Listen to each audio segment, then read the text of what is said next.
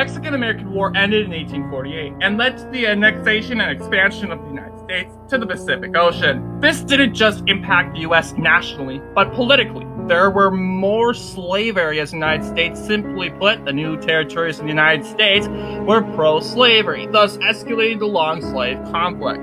By 1860, the situation got worse as the 1860 presidential election drew near. The Democrats, who were supportive to the slave owners, feared that if Lincoln won the election, slavery was done for. When Lincoln won the election, South Carolina left the Union. Followed were 10 other states, and they joined together and created the Confederate States of America. On April 12, 1861, Confederate forces attacked the Union fort of Fort Sumter in South Carolina, officially starting the Civil War. The Confederates occupied the southern border in the United States and the Indian Territory, modern-day Oklahoma. There were also border states, which were the states of Missouri and Kentucky, who were pro-slave but pro-Union, as they ultimately sided with the Union in the Civil War. Union forces engaged the Confederates in Virginia, where the capital of Richmond was held.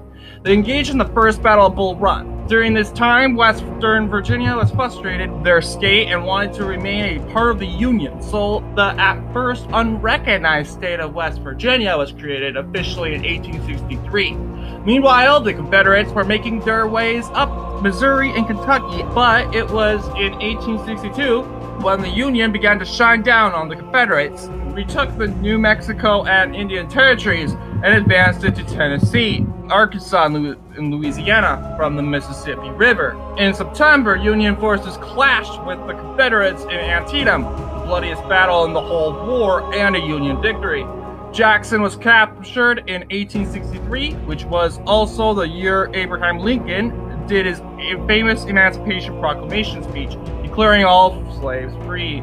And in 1864, the Union crossed through Georgia and met their troops in North Carolina, creating an encirclement. In 1865, one by one, each state surrendered. Texas and Louisiana were the last states to surrender. The two sides made peace at the Appomattox Courthouse in April 1865, officially putting the end to the Confederacy and slavery forever. It was only a few days after the surrender where Abraham Lincoln was assassinated, becoming the first president in U.S. history to be assassinated. Civil War affected the United States in a lot of ways. The country entered Reconstruction as the U.S. government tried effortlessly to get each of the 11 states back into the Union, but ultimately the Civil War sparked lots of pride in the South, as many began to rebuild Confederate statues for those who died in the war, and that pride still remains today.